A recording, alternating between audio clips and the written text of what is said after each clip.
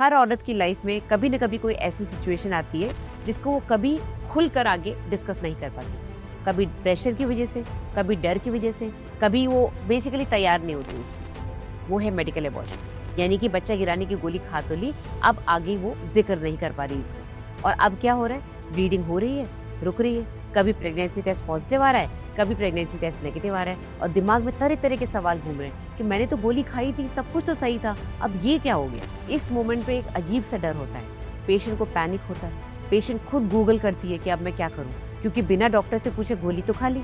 सबसे बड़ी बात ये होती है कि आप घर वालों के कहने पे गोली खा लेते हो। हस्बैंड ने ला के दे दी, मैंने खा ली।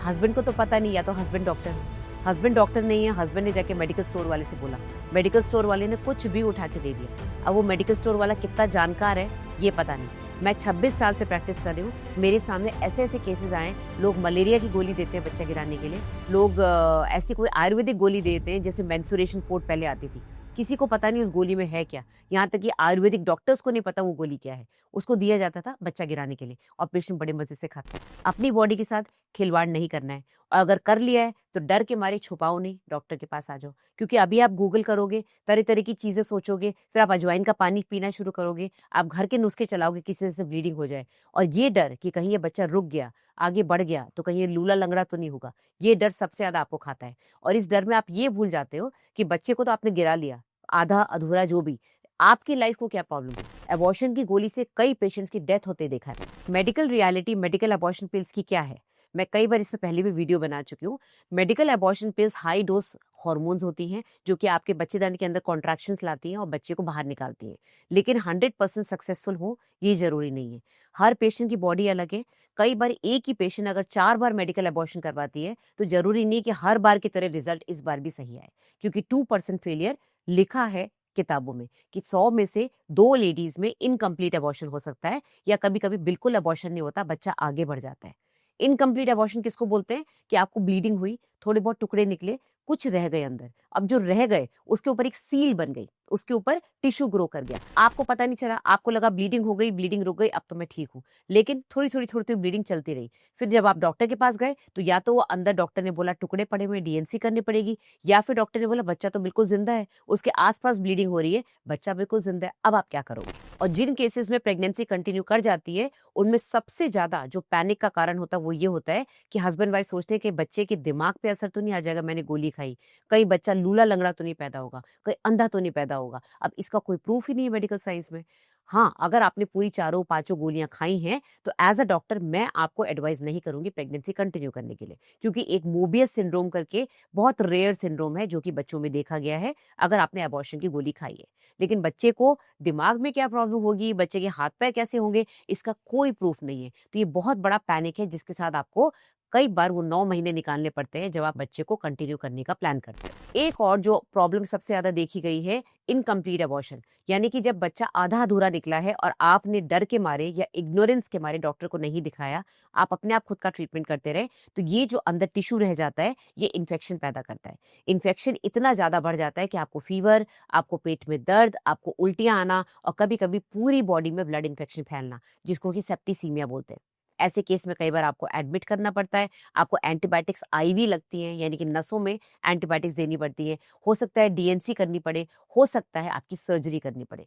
मैं जब पीजी कर रही थी आज से 26 साल पहले, तब बहुत पुरानी बात है, मैं बनारस में पीजी कर रही थी, ऐसी लड़कियां मेरे पास आती थी जो कि अनमैरिड होती थी, प्रेगनेंसी हो गई, घर वालों को बता नहीं सकते, वहाँ क्वैक्स के पास जाके वो कुछ भी विजानल या यूट्रस में कुछ बैम्बू स्टिक्स डलवा के आती थी, और कई बार क्वैक्स जो है उनके यूट्रस को रप्चर कर देते थे, फाड़ देते थे, जिस वजह से कई बार इंटेस्टाइन आते तक नीचे से आनी शुरू हो जाती थी, पस आना शुरू हो जाता था।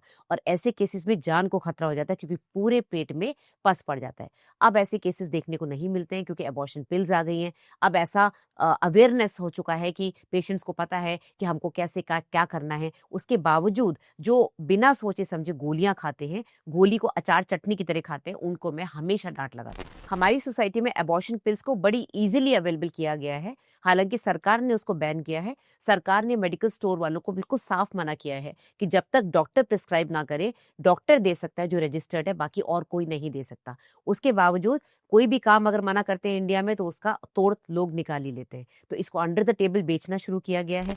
इसको बिना सोचे, बिना प्रिस्क्रिप्शन के, बिना डॉक्टर से कंसल्ट करे अगर आप लेंगे, बिना इस नॉलेज के कि आपका बच्चा कितना बड़ा है, आपका एलएमपी क्या था, क्या आपको ये डोज़ लेनी है कि नहीं लेनी है, आपको अस्थमा तो नहीं है, आपको हार्ट प्रॉब्लम तो नहीं है, इन सब के बावजूद अगर आप अपने साथ खिलवाड़ करेंगे तो लेने के देने पड़ सकते हैं। एबॉर्शन पिल्स लेने के बाद वैसे तो कोई मेजर नुकसान नहीं होता है अगर बच्चा आराम से निकल गया है, बट बार-बार इसको लेना नुकसान हो सकता है क्योंकि ये हाई डोज़ हार्मोन है।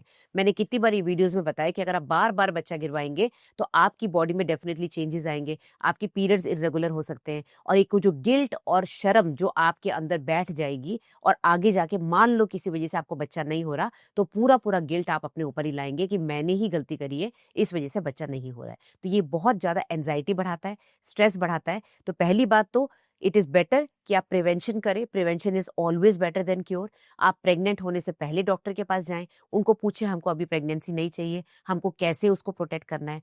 मान लीजिए आप प्रेग्नेंट हो भी गए, आपने अबॉर्शन करवाया, तो उसके बाद आप आगे प्रिकॉशन रखें कि वापस ये सिचुएशन ना आए और अपने आप कोई भी दवाई नहीं खानी है बिना डॉक्टर से कंसल्ट करे। अबॉर्शन पिल खाने के बाद अगर मान लीजिए आपका बच्चा पूरा निकल भी चुका है, उसके बावजूद आपकी प्रेगनेंसी टेस्ट पॉजिटिव आएगा। ये मैं कई बार बता चुकी हूँ, आपका जो बीटा एचसीजी हार्मोन है वो सडनली एकदम से कम नहीं होता। आपकी बॉडी में वो सर्कुलेट कर रहा है, यूरिन में भी आ रहा है, तो आपका प्रेगनेंसी टेस्ट 2 महीने तक 2 लाइन दिखा सकता है। तो आपको बेसिकली डॉक्टर के पास जाना है। इस डर से डॉक्टर के पास जाना अवॉइड नहीं करना है कि डाँट पड़ेगी। एक बार तो डॉक्टर आपको डाँटेंगे। क्यों? क्योंकि वो आपकी चिंता करते हैं। वो आपको ब्लेम नहीं कर रहे, आपकी चिंता करते हैं, इसलिए आपको डाँटेंगे कि आपने गलत किया है। वो डाँट सहन करो, एक्सेप्ट करो, सोनोग्राफी कराओ, प्रॉपर अपने टेस्ट कराओ, उसके बाद डॉक्टर को डिसाइड करने दो क्या करना है।